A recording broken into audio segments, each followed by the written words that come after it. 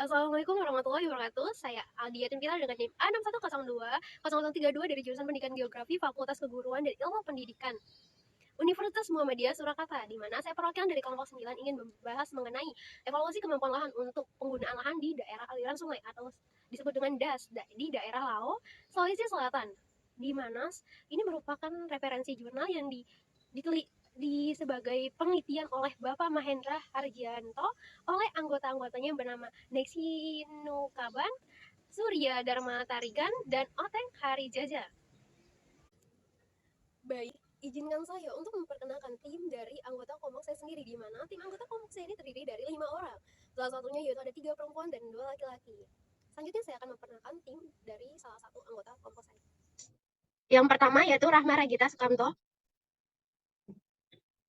Lalu ada Aprilia Resti Wulandari dan saya sendiri. Lalu ada Alwi Dwi Rahmadi dan Muhammad Rasid Ridho. Baik, selanjutnya yaitu materi yang pertama. Nah, pada materi pertama yaitu akan membahas mengenai pengertian. Lalu ada pembahasan mengenai judul yang kami bahas, yaitu yang selanjutnya ada kesimpulan, baru ada penutup. Selanjutnya yaitu mengenai pengertian. Pertama yaitu mengenai pengertian aliran sungai. Daerah aliran sungai atau sering disebut dengan DAS merupakan dinamis yang menghubungkan antara hulu dan hilir, di mana perubahan penggunaan lahan hutan menjadi lahan pertanian telah menyebabkan kerusakan ekosistem DAS, antara lain naiknya nilai koefisien pengaliran rata-rata, di mana nilai rata-rata semakin besar yang menyebabkan debit banjir yang dihasilkan juga semakin besar.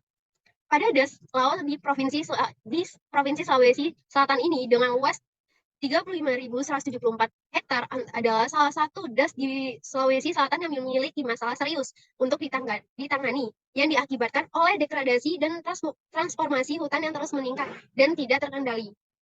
Selanjutnya, pada slide selanjutnya itu ada bagian 1 mengenai karakteristik satuan lahan pengamatan intensif di DAS laut.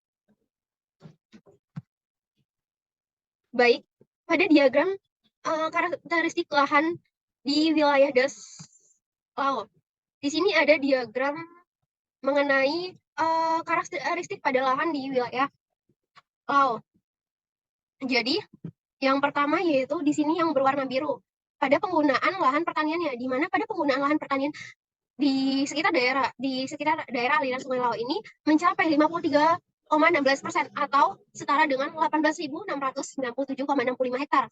Dan yang kedua yaitu ada pada warna oranye, yaitu tanah distropot, di mana dia digunakan pada tanah ini sekitar 61,51%. Dan selanjutnya yaitu yang berwarna abu-abu atau topografi pada lahan di wilayah DAS Laut ini sekitar 49,5% atau setara dengan 17,426,5 hektar. Jadi karakteristik pada lahan di wilayah DAS Laut ini yang lebih dominan tertingginya yaitu pada jenis tanahnya. Jenis tanah yang disebut dengan jenis tanah distropot, di mana sekitar 61,51%. Selanjutnya, pada sebaran lahan pertanian di DAS Laut, di mana pada sebaran lahan pertanian di DAS Laut ini terdapat kemiringan lereng ada 2 jenis, yaitu 0-30%, lalu ada kemiringan lereng 15-30%. Di mana pada diagram tersebut menyatakan bahwa yang berwarna biru itu merupakan kemiringan lereng antara 0-30% yang menghasilkan kemiringan lereng dengan total 36,6%, dan yang berwarna abu-abu yaitu kemiringan lereng antara 15-30% sekitar 68,42%. Sehingga kegiatan usaha di lahan kering pada lahan yang terjal tanpa diiringi penerapan teknologi konservasi tanah dan air yang memadai akan menyebabkan terjadinya erosi dan runoff yang tinggi. Selanjutnya,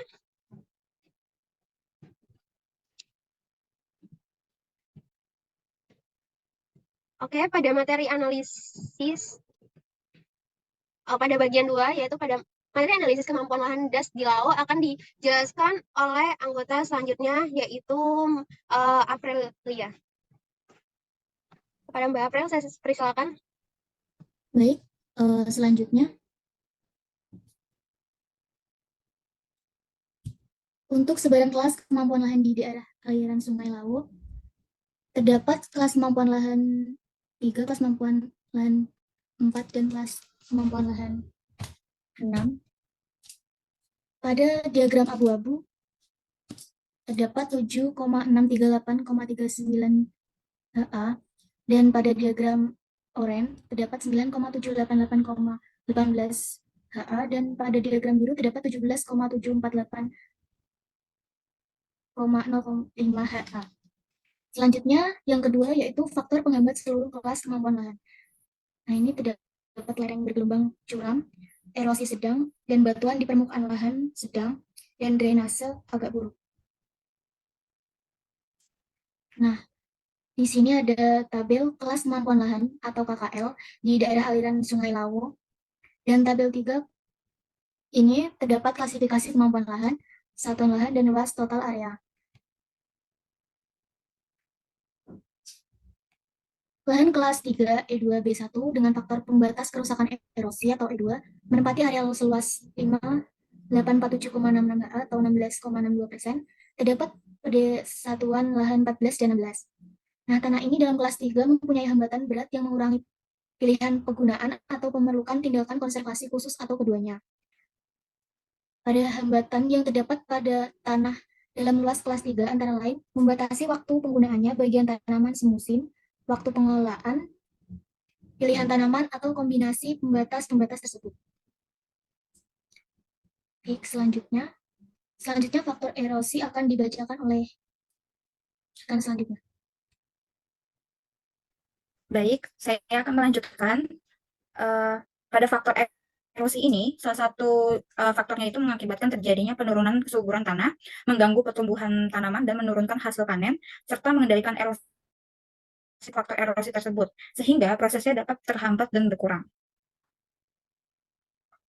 Nah, dalam upaya pengendalian erosi ini, antara lain itu, pertama, merendam energi hujan, kedua, merendam daya genus aliran permukaan, ketiga, mengurangi kuantitas aliran permukaan, keempat, itu memperlambat laju aliran permukaan, dan yang terakhir itu memperbaiki sifat-sifat tanah yang peka erosi. Selanjutnya akan dibacakan oleh Alwi. Oke, baik, terima kasih. Mohon maaf teman-teman, saya tidak bisa on-cam karena ada satu hal yang kepentingan. Berikutnya adalah cara lain untuk menekan erosi. Jadi dengan pemberian mulsa. Mulsa tersebut berperan untuk melindungi tanah, mengurai penguapan, serta juga dapat menciptakan kondisi lingkungan yang baik bagi aktivitas mikroorganisme. Penggunaan mulsa vertikal pada domplot tanaman mahoni mampu meningkatkan tumbuhan tanaman mahoni hingga 66%. Penggunaan mulsa vertikal dengan interval 6 meter mampu menekan erosi dan aliran permukaan hingga 50%, serta mengurangi kehilangan unsur hara hingga 5 kali lipat. Pemberian mulsa juga membantu mempertahankan partikel tanah dan serta meningkatkan agresi stabilitas agregat tanah, sehingga dapat mengurangi dampak erosi tanah.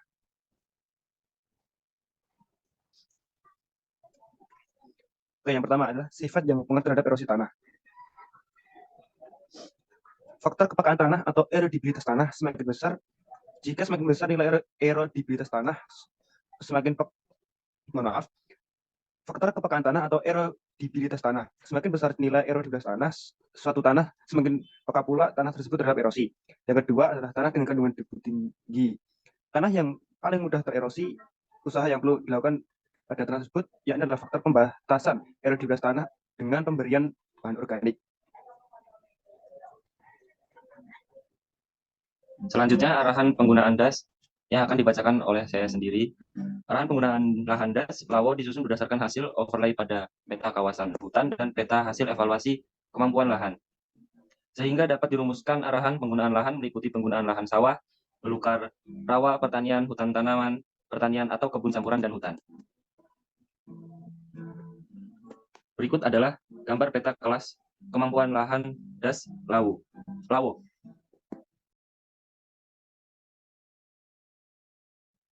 Selanjutnya saya kembalikan ke Adiatin.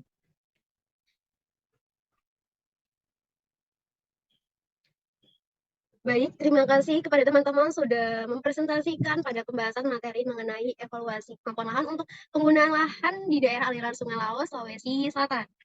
Pada kesimpulan untuk pembahasan materi ini yaitu kondisi biofisik lahan di DAS selalu didominasikan dengan kelas kemampuan lahan 3 dengan faktor pembatas dominasi dominan adalah erosi sedang dan kepekaan tanah terhadap erosi sedang seluas 17.478,12 hektar. Kemudian berturut-turut diikuti oleh kelas kemampuan lahan 4 dengan faktor pembatas adalah lereng atau curam seluas 9.788,19 hektar. Kelas kemampuan lahan 4 dengan faktor pembatas lereng atau curam seluas 7.638,32 hektar. Baik, mungkin itu saja untuk presentasi mengenai pembahasan evaluasi kemampuan lahan untuk penggunaan lahan di DAS daerah Laos, Sulawesi Selatan. Untuk sebelum penutup pada presentasi ini, mungkin ada kata-kata bijak terlebih dahulu, yaitu jangankan manusia, alam pun bisa menangis jika ia tersakiti. Jadi, sebisa mungkin alam itu dijaga, dirawat, dan dilestarikan dengan baik. Mungkin itu saja dari presentasi pada hari ini. Cukup sekian. Terima kasih kepada teman-teman telah mesempatkan waktunya untuk mempresentasikan pembahasan materi kali ini. Saya akhiri, wabillahi taufiq wal hidayah. Wassalamualaikum warahmatullahi wabarakatuh. Waalaikumsalam Waalaikumsalam warahmatullahi wabarakatuh.